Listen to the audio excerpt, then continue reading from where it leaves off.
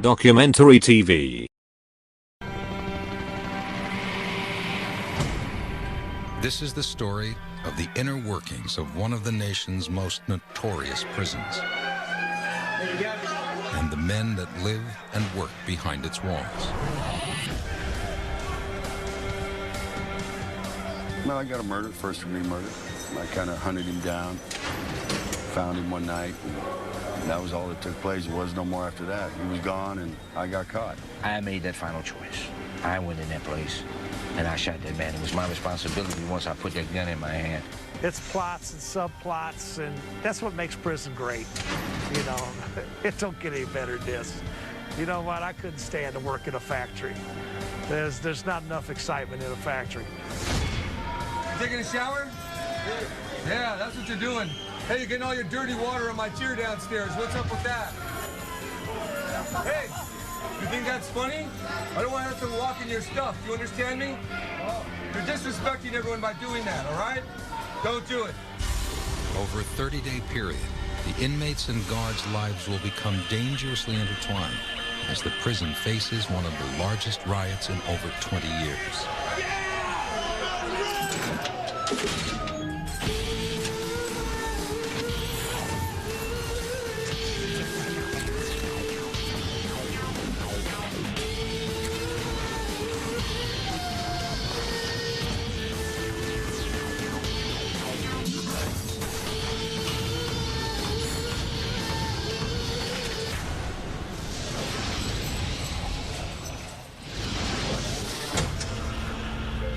San Quentin.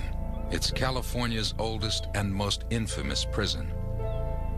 Built in 1852, it's just north of San Francisco in a solidly upper-middle-class neighborhood. Some of California's most exclusive suburban communities lie within 10 miles of the prison. It's home to many of the state's most brutal criminal and sexual offenders. Notoriously violent and, in some areas, dangerously overcrowded, the prison has earned a telling nickname. It's called the Arena, and it's where California's most vicious criminals square off. Correctional Officer John Gladson has experienced some of this violence firsthand. In his 23 years at San Quentin, he's been kicked, beaten, and stabbed. He's also gained the respect of guards and prisoners alike. All right, Sandy. You know I got love for you. Gladson makes his morning rounds and checks in on the prison's West Block housing unit, where new inmates are about to arrive. All of the inmates coming into West Block are fresh off the bus from the county jails. Most of them have been in the prison system before and are back on parole violations. These guys just got here from county jail. Most of them were violators. Very few first-termers in that group. One thing I always like to look at when the guys come up from county jail is who's sad in that group. Not one person. You don't see anybody. They're where they want to be. Gladson passes an area that's a potent reminder of the realities of prison life. The completely exposed outdoor bathrooms. Here, security always trumps privacy. You know, one of the things that brings prison into reality is the prison bathroom, because there's no privacy. I mean, you sit up here, you go to the bathroom, everybody's watching. The guy up here can watch you, guys on the yard can watch you, and it's just, man, I don't know how these guys do it. I really don't. See the pigeon nest right here. See the pigeon nest? Look at the pigeons right there. They gonna shit on you as soon as you shit in the toilet. Yeah. That's a double shit. Oh, it's all. It's a double crap. Double crap. Double crap.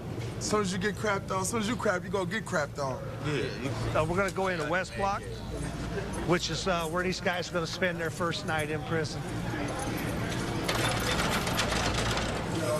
Donnie, just the guy we was looking for.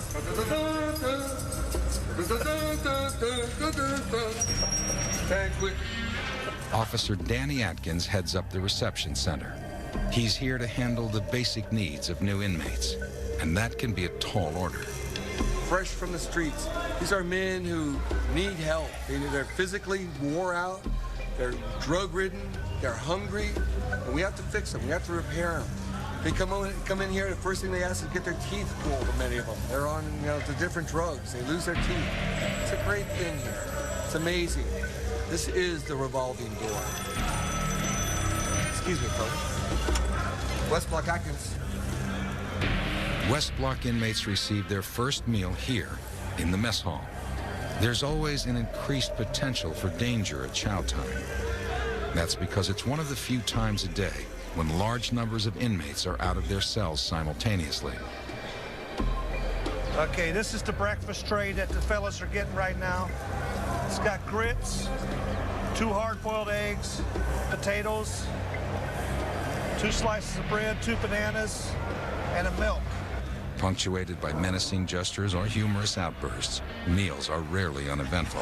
I want to tell all the kids out there, you don't want to be like me. You don't want to come to jail. Because if you do, your life is going to be like an egg. The police going to eventually crack you. As West Block inmates leave the mess halls and return to their cells, the potential for violence is at its peak. Go. This is our worst moment right now. Right now, this is the moment when a whole tier will erupt. This is a bad time. We have our gunner up above us just in case for these moments. The goal is simply to get inmates back into their cells without incident. But it's complicated by the fact that, unlike in newer prisons, San Quentin's guards must actually lock each of the over 400 cells by hand. There's also the problem of stragglers. Since most West Block inmates spend over 20 hours a day in their cells, they're in no hurry to get back to them. Many find creative ways to steal an extra moment of freedom. Junior, go on down, brother. Don't make me demonstrate the box. Let's go. Who are you working for? Who are you working for? You are not working for nobody, right? Put your hands on the wall. Where do you live? 524. What are you doing down here? Sweeping. You're out of bounds. You understand that? Yes, sir. You're in 524? Yes, sir. Take it upstairs now. That's another example where they try to stay out. But what they do, everyone throws all the trash out so we could have runners on the tier. So then once they have a runner, then they could run their messages, their tobacco, and their soups. As Atkins locks each prisoner in, he quickly notes the condition of the inmates and their cells. We're checking inmates. We're checking bodies. We're checking faces for any bruises, if there was any fights. We're also just checking the conditions of the cells. Living conditions is nasty. The living conditions is nasty. Whoa! Whoa, Junior! Wrong thing. I feel so much safer now. I don't know, because they like you. You're a lucky guy.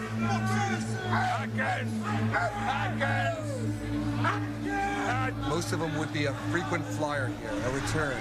We tend to know them over the years quite well. We become close to them. We know their names. We know their numbers. We start to know their families. We pass out their mail. None of these men are not here. They're not bad men. They have bad habits. They're not here because they're antisocial. Sometimes they're just too social. But then again, we can never trust them.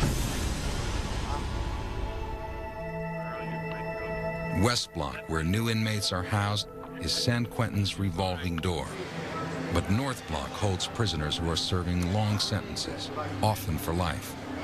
Many of these inmates have adjusted to life behind bars. Others have not. And some seek the ultimate escape. Officer Gladson recalls a suicide that took place when he was a rookie in North Block. It's something he'll never forget. Came down about this far, climbed over the bars, and dived head first, straight down, hit the cement. Yeah, there wasn't nothing left of that head when he was done. It was nasty. Most of the suicides are hangers. They hang themselves right off the bars. Tie the rope around the bar right in here and put it around, and then they just lean down. I mean, they're serious about it. For some inmates, life in North Block can be structured and peaceful, worlds away from the chaos of West Block. And North Blockers who maintain good behavior and clean records enjoy special privileges. They can spend much of the day outside of their cells, which they're allowed to customize.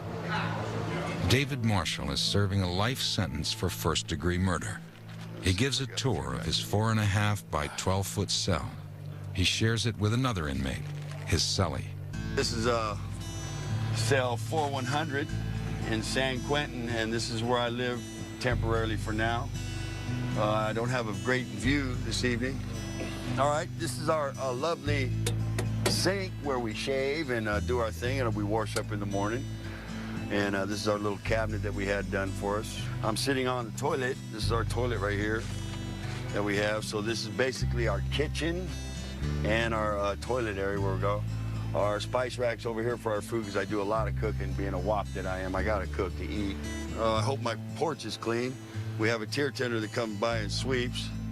David is serving the 23rd year of his sentence. He recalls the events that led to his incarceration. No, I got a murder, first-degree murder. I got into a little drug trade and started selling dope on the side. And a little robbery took off against me, so I took it personal. I kind of hunted him down, found him one night, and that was all that took place. It was no more after that. He was gone, and I got caught. You know, he got what he got out of me, and I guess I got my redemption, but my redemption got me a life goddamn sentence. David's actively involved in rehabilitation programs. He hopes this will weigh in his favor when the parole board decides his fate later this month. I hope you fellas have enjoyed my La Casa, as they would say in Spanish. And maybe you'll come back again, and next time, oh, would you like a soda or something with some ice? You guys kind of thirsty? Sure. Okay, let's cut it up then. Let's get some out. Let's get some going here. Let's get that ice out. Some long-term inmates pack their tiny cells with creature comforts. But inmate Kevin Hagan keeps his as simple as possible. Constant reminder of the harsh reality of his situation. I don't want to call this home because it's not my home. It's not my home. I'm in transit here, is what I say. And it's a place where I dwell. It's my dwelling for now, and I try to make it somewhat comfortable, but not too comfortable, because I never forget where I'm at. As a lifer, Kevin's been incarcerated for over 20 years. He recalls the horrible moment that sealed his fate. Started hanging out with these guys and a little drug use here and there. I ended up going on a robbery. So I went to rob this guy, and the robbery turned bad. And you can say you have no intentions of doing anything, but when you're going with a gun, anything can happen, and I shot him. You're going to carry the burden always that you took another man's life. And I think it's real important that you don't forget that. I strive and I live from that action as well, so that I don't ever become that person again. There are over 600 men living on death row in San Quentin. All of the inmates here have been convicted of committing heinous crimes. And here they'll pay the ultimate price. Lieutenant Samuel Robinson heads up the Adjustment Center.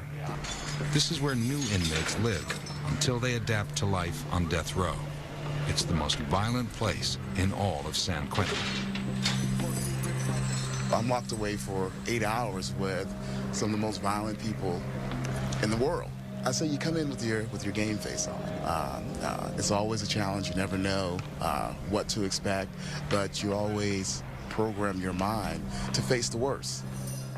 They've shot darts at us. I mean, they've manufactured darts out of staples, out of books. That they've thrown urine and feces on us or at us. The prisoners' behavior is as varied as their crimes. Robinson shares his impressions of one particularly high-profile inmate. My interaction with Scott Peterson, when I looked at him, I referenced Wally Cleaver. He didn't come across as, you know, some monster or anything like that. He came across as this innocent, suburban type of guy.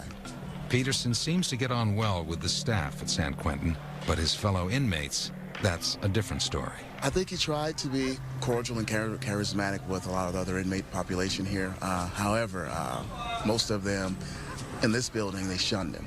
He didn't engage in too many conversations in here. It was mostly because the other inmates wouldn't converse with him. Most prisoners keep Peterson at arm's length, but Sergeant Frade knows that some inmates would like nothing better than to get in close enough to make a name for themselves off his celebrity status. What do you think the inmates would do if he was let loose on that yard over there? I believe they would hurt him seriously. They would seriously hurt him. Although the CDC wouldn't permit the film crew to interview any actual death row inmates, inmates on the prison yard are quick to respond to questions about Scott Peterson. Oh, if we had a shot at him? Oh, yeah, that's a trophy. Yeah, that's a trophy right there. That's one for the mantle. What would we do to him? It wouldn't be pretty. I'd run something up in him. I'd break something off in him. A pencil. Number 2, preferably. Sharpen down just night. And when you get it in there, you break it off. Brutality comes with the territory at San Quentin. Gangs are responsible for most of the violence that takes place. 2 highly organized Hispanic gangs wield power here. The Sureños from Southern California and the Norteños from the north. The Norteños, or Northerners, are the largest and most organized gang in San Quentin. When they're involved in violent activity, the entire prison takes note. In West Block, Officer Atkins discovers that 2 Norteños have been fistfighting. The staff realizes that what seems like a simple brawl could actually have larger implications. We had to fight a couple of Northerns who were in a cell. I guess they came down to cheer. We had to take our sergeant had to take a baton to the inmates who were fighting. Northerners have been what we call cleaning house. That's what occurs. They find out someone has the wrong kind of crime or to hold on someone. They take care of it themselves. By cleaning house, the Norteños and other prison gangs expel undesirables within their ranks. They also execute perpetrators of taboo crimes, like child molestation. The recent fight could be house cleaning or a signal to other gang members. Officer Gladson monitors the lower yard, the epicenter of gang activity. Okay, straight off the bat now. You look over, and you got your little soldiers out there. You see them with the guarding the corners?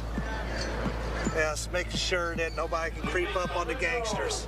Even in the reception center, the gangs will run things, you know.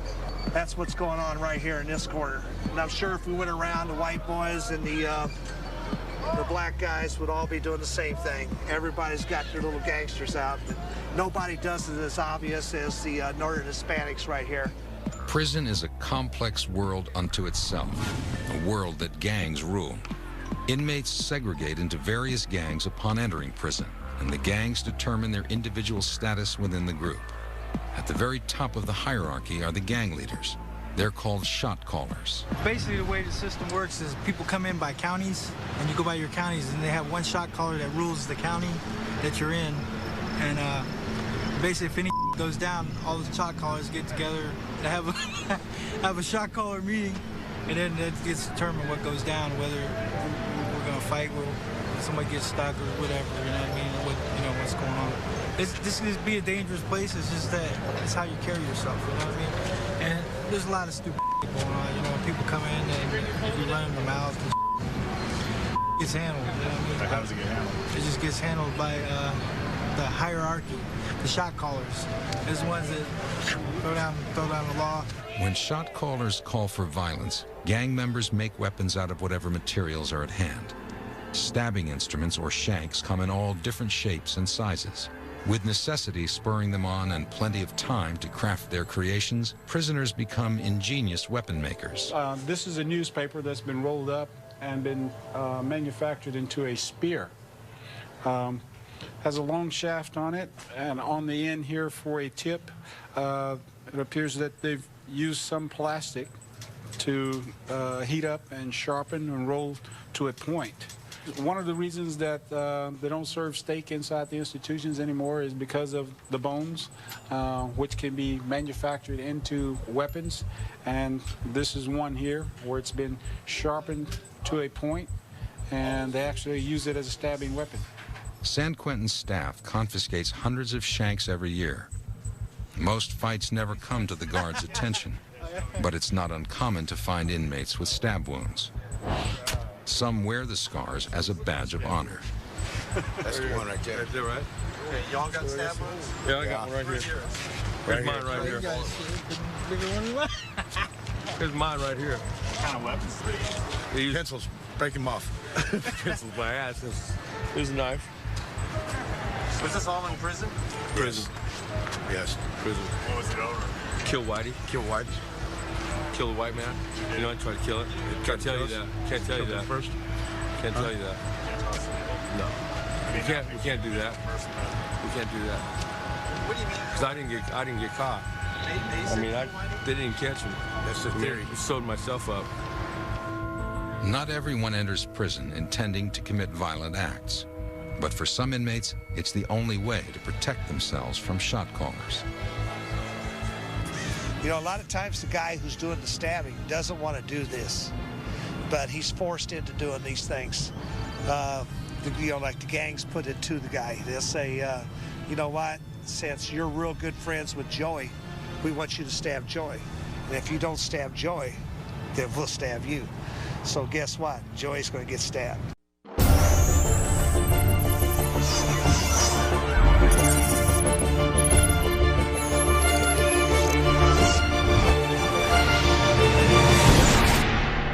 Documentary TV.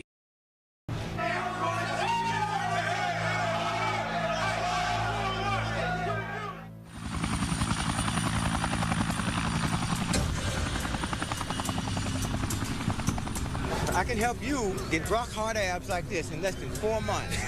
All you have to do is try out my routine, but it takes... Present yourself, young man. Present yourself. But it takes one thing. Hands down, hands down. It takes consistency and dedication.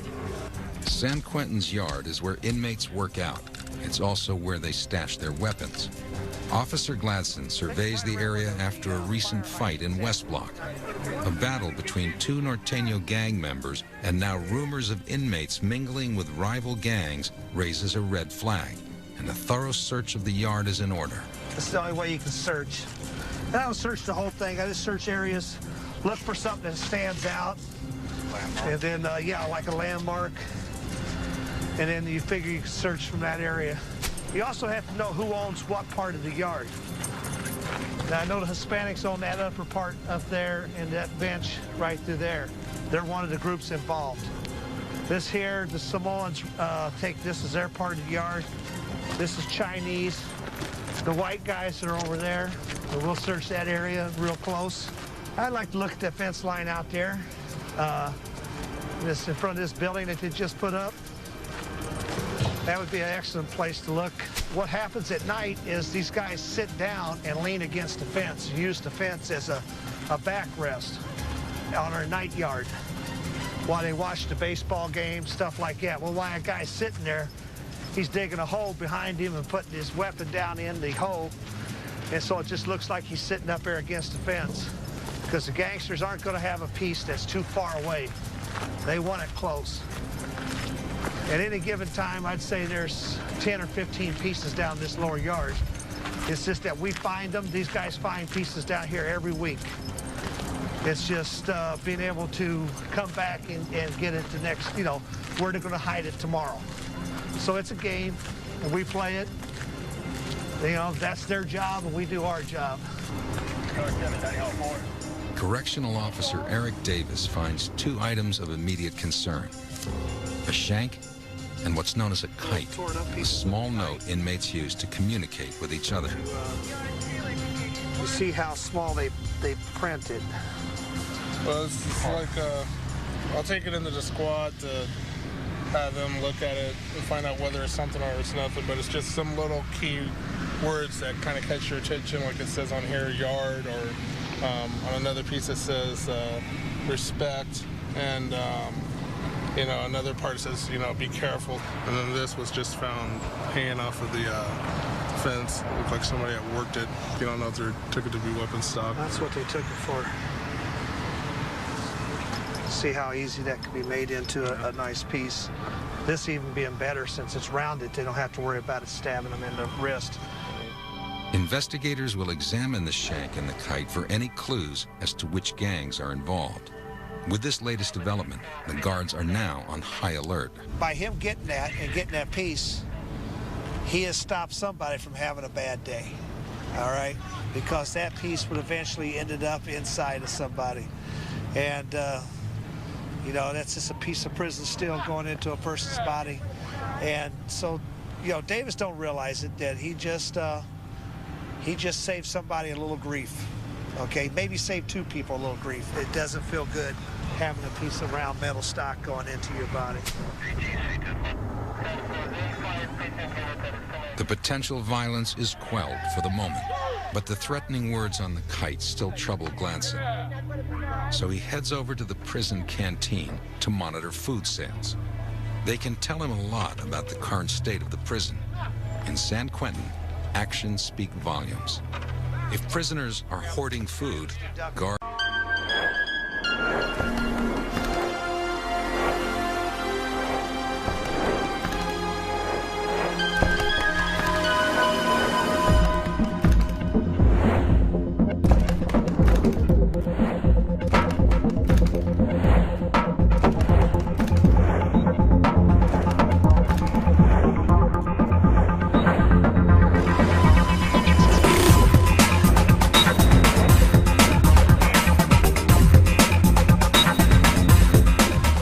have reason to expect a major incident. Inmates stock up so that if the prison gets locked down, they'll have extra food in their cells. That's just a 7-Eleven, never gets robbed, okay? You can buy all your little stuff here. Their cosmetics, their food, things like that. This is a place that we watch real close. Lets us know, this is another indicator place. If we see the guys stocking up on all food, and that's all they're buying, then we know that we maybe have an incident coming. As inmates stock up, the guards know a storm of violence may be on its way. But how and when will it strike? David is also involved in rehabilitation programs, and his clean record means he's eligible to play for the prison baseball team. Only inmates that have maintained a history of good behavior are able to get out and compete on the ball field. During the 5-month season, the San Quentin Giants play 35 games. They compete with 12 different teams from the free world. Let's get busy. What we gonna do now? I sign autographs for eBay. They're only $500 this month. I just come down here today to watch the baseball game. You know, it gets boring up there in the cell block. What channel is this when it's coming out? Yeah, that was the thing. That's exactly. It really helps them a lot. You know, it's kind of like a therapy for them. It keeps them from getting into violence and getting too, you know, idle.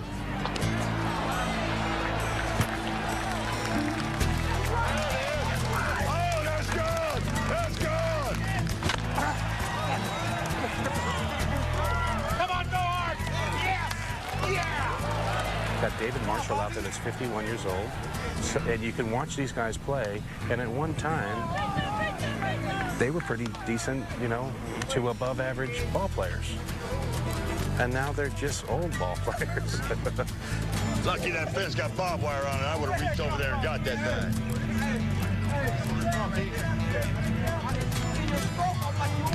Oh, there it is. Ooh, nice play. Go, go! That was a hot one. Ooh, nice play. Okay, Giants on 3. Real loud now, huh? 1, 2, 3, Giants! Nice job, Otto. Very nice. See you next year, Otto. Thank you. Hey, still on the job.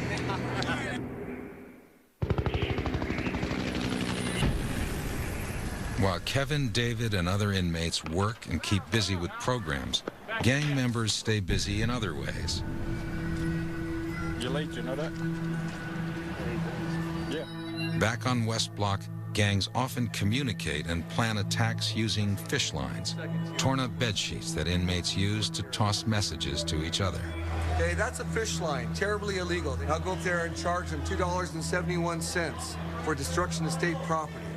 This is how they communicate between the different tiers and their friends. And what they'll do is they'll send that fish line, that little scroll, down to the shot collar. And that shot collar will make note of this. They'll put it down in the books of who's going where and who's come into prison. And then that gets somehow out to the streets magically.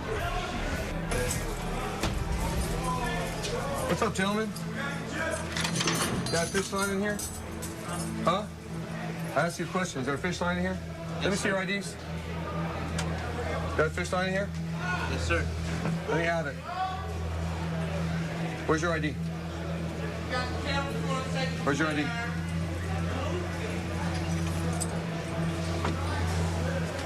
You know fishing is illegal, right? Gonna have to charge you for this $2.71, right? It may seem puny to you, but every night I gotta put them in the bed without sheets. And you guys wanna rip them up? It's against the rules. And on this fish line, which may seem insignificant, but they could go ahead and put a shank on there. They could go ahead and put their drugs on there. They could pass that note that someone's gonna get hit. This is what we have to fight. It's the small things that we have to be aware of here. Since the altercation between the Norteño gang members, illegal activities have been on the rise.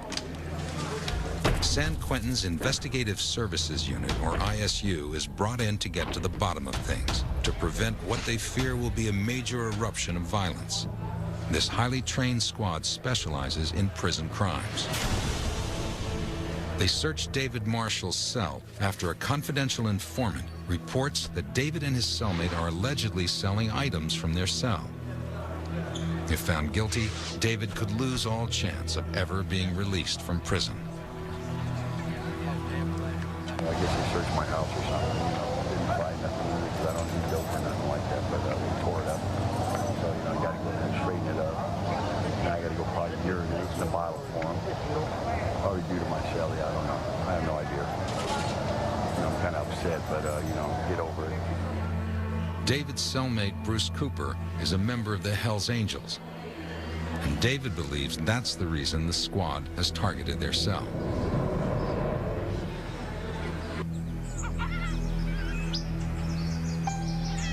Early the next morning, guards search every cell in South Block. Their goal?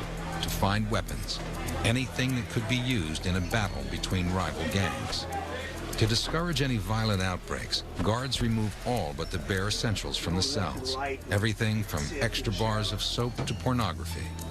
It does little to dispel the uneasiness that's spreading through the prison.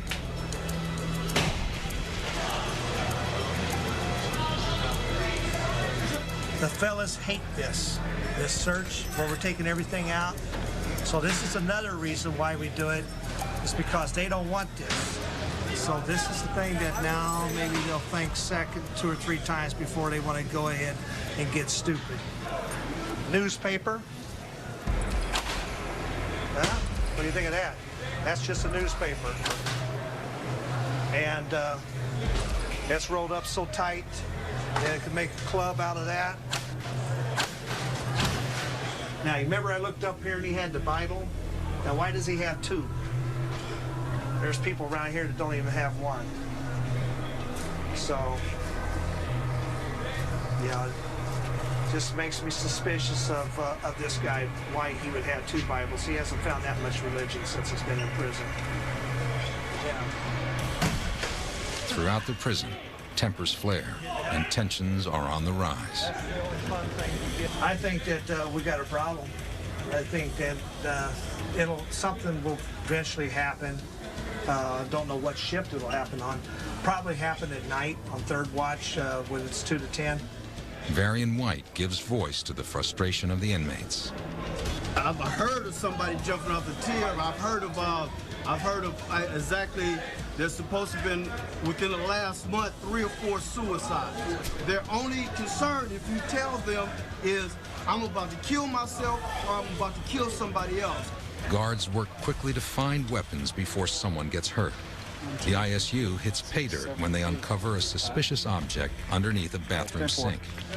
Oh, they got something out there. What you got, George? Oh, yeah. And then there's some back inside there. It's a weapon. The squad finds a toothbrush and a nail that an inmate has made into a shank. Paraphernalia. Well, that's a good find. Better to find it under the sink than in somebody. Meanwhile, over at South Block, a prisoner slashes a fellow inmate across the face with another shank. This time, the guards are too late.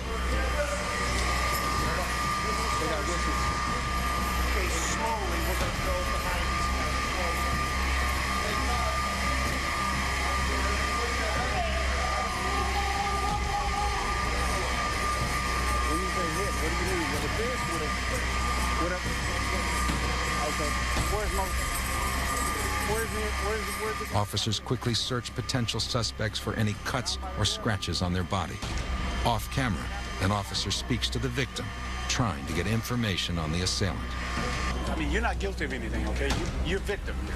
You're victim, so there's nothing that we can do to you.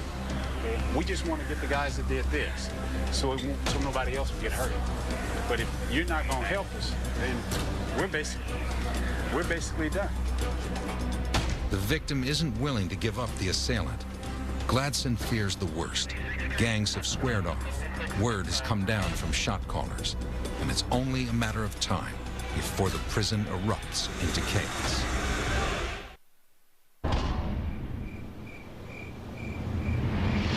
During third watch later that night, Gladson's fears come true. A group of Hispanic inmates attack and severely beat a white inmate in North Block. It's approximately 9:10 in the morning, and the prison is on lockdown.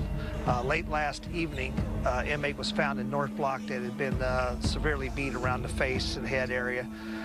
Unsure if a weapon was used, but we're thinking maybe, I always like to say maybe a lock and a sock, you know, something heavy, a blunt instrument was probably used on his face.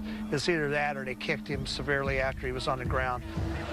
By 10:30, the investigators will know what happened. As new details come to light, Gladson gets the latest version of the previous night's incident. Multiple weapons have been found inside, that this is a racial incident involving, I guess, last night Hispanics jumped on the white inmate, and this morning the whites retaliated on some of the Hispanics. Before long, word of the fighting has spread to all the guards and the inmates. Then suddenly, a Code 3 alarm sounds, alerting every available officer to respond.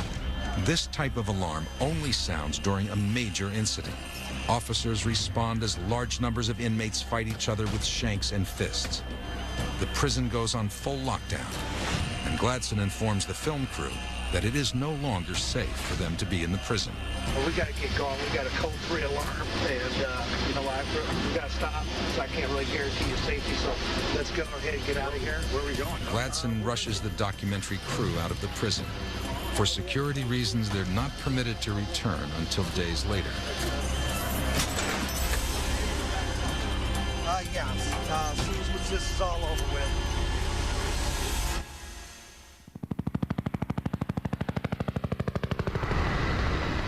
Parts of San Quentin are on lockdown as we speak tonight after a big riot erupts involving at least 70 prisoners. This all appears that the brawl was racially motivated.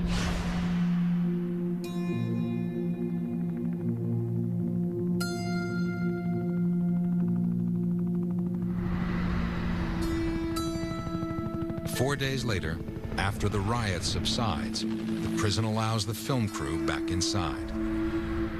Well, it's about 11 o'clock in the morning, and a few days ago we had a major riot down here in the, this is the H unit. This house is the level 2 inmate. They're actually not supposed to be as violent, but it turned out that they got extremely violent. When everybody just got finally all back inside the dorms and were laying down, and they caught a guy and they sliced him underneath his, started at his ear over here, and followed his jawline around. Now, I believe they were trying to cut his throat, but he probably ducked his head because they followed his jawline all the way around and stopped over around here.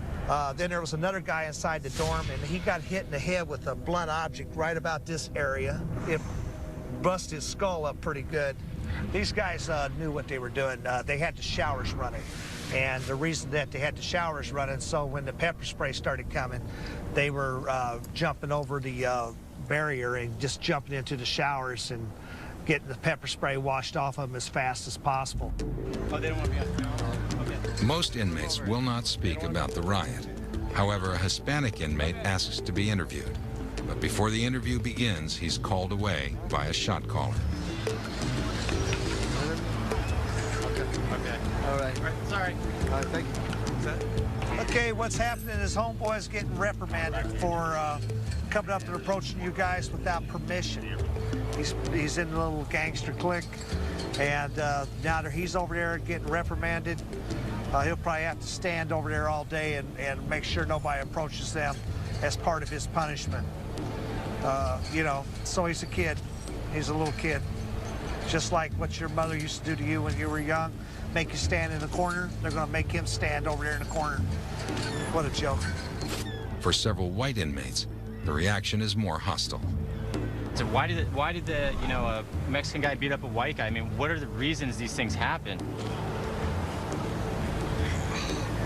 There's about 1,000 reasons. You're getting into day-to-day politics, homie, and you're out of bounds. That's all I'm going to tell you. Yeah. Okay? Day-to-day politics, man, you're out of bounds. Don't ask me. I ain't going to tell you. You know? Why? Because I just told you. You're out of bounds. What does that See, mean? now you're out of bounds by asking me again.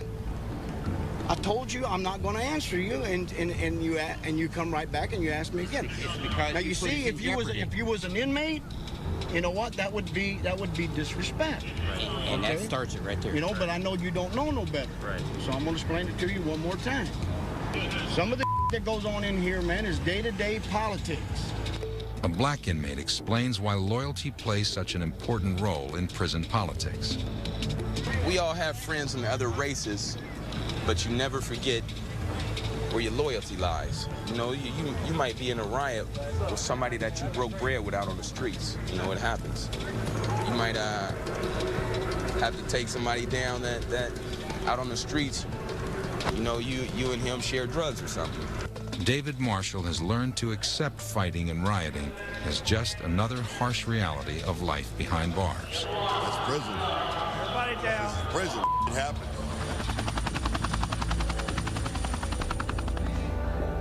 After guards search their cells and their urine samples come up clean, David and his cellmates are both cleared of all charges. We had somebody dropped a note, a kite, as they would say. Somebody was telling, saying that we had tobacco and jewelry. There is no, you can't have tobacco anymore as of July 1st. They said we were selling tobacco and buying jewelry. So that it turned out to be false. Now with a clean record, David will face the parole board in only 2 days. Kevin must wait several months before the state determines his future. My whole thing with prison is this here. You can lock my body up. You can't lock my mind up. You can't lock my heart up. You can't lock my spirit up. I'm not going to give you that. I will refuse to give you that. I'm going to keep these good qualities, my compassionate qualities about myself, so that I am able to help the next guy. Despite the hazards and the monotony of serving a life sentence, Kevin still manages to keep a positive attitude. Well, in general, I look forward to another day. You know, not so much that I'm in prison, but it's another day that I'm alive, I'm living, and I got a smile on my face. I'm not miserable, you know, which you can be miserable, but I don't let my situation dictate my character or how I feel and how I treat other people. I know my time is coming. It's a matter of time. That's all.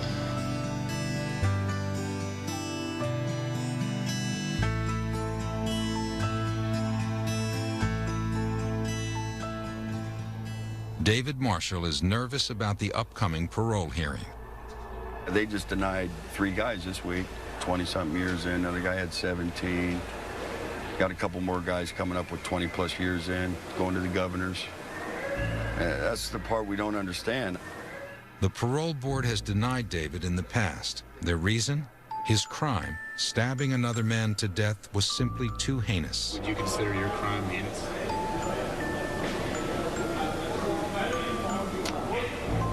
Well, I killed a man, so that's not, in itself, is not a moral act. So, I stabbed him.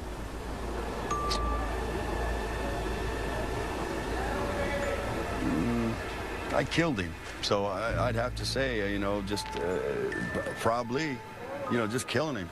That'd be heinous, just to kill him.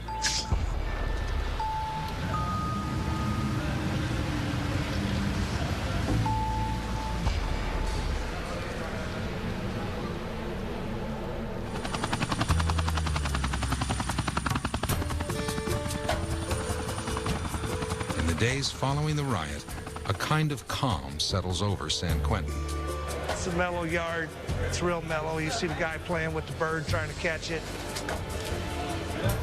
What I always like to do is when I walk on the yard is to look and see if the people are in the spots that they're supposed to be. I know who hangs out at what areas. If they're not where they're supposed to be and they're over by somebody else, well, there may be a little problem or something. So, but this is all good. Everybody's right where they're supposed to be. Familiar patterns emerge. A kind of normalcy returns to the prison. Despite their tense relationship, a bond often forms between the guards and the inmates. You need one. Go kick rock. Go get in yard. Come on, G. No, we're not. Come on. Brown Valley Reds, baby. Welcome back to Les Brown. This is a world that most people just don't understand. And the way we deal with inmates is a way it's different than maybe on the streets. This is an entire population of people that just, for some reason, just didn't quite do maybe what their parents said or what they weren't supposed to do in school. You know, they did the wrong thing. Yo, what you waiting for? Wait for our homie. You may go now. I won't get mad. Stop it, young man. Stop it, young man. Comb your hair, eh? I get paid a lot of money to take a lot of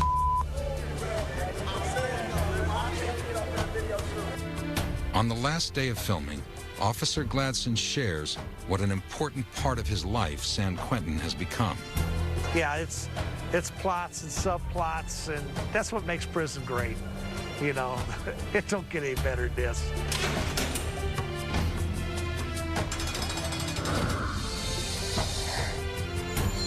That bell rings for count every day at 4 o'clock in the afternoon. Every day. I've never seen it the bell not ring at count time. That's tradition. That's what San Quentin has that the other places don't. This place has tradition. And I don't think I'll ever leave it.